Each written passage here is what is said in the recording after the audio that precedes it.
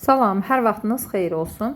Bu videoda mən sizlər üçün OTK Biologiya 20 sınaq test toplusu 20-ci sınaq 22-ci sualın izahını vermək istəyirəm.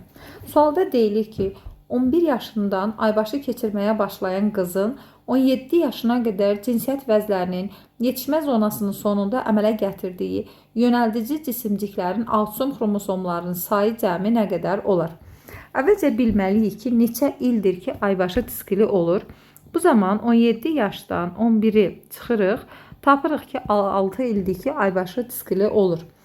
Demək, hər il 13 aybaşı olduğu üçün 6'nı vururuq 13'ə, tapırıq ki 78 aybaşı tiskili olur. Və yetişmə zonasının sonunda əmələ gələn hüceyrələrin biri qamet, 3'ü isə yönəldici cisim olduğu üçün 78'i vuraq 3'ə vururuq, tapırıq ki 234 yönəldici cisimcik var. Hər yönəldici cisimcikdə isə autism xromosomun sayı 22'yə bərabərdir. Bu zaman 234'ü vururuq 22'yə. Tapırıq ki 5148 autism xromosomu var. Yəni doğru cavabımız olur A variantı.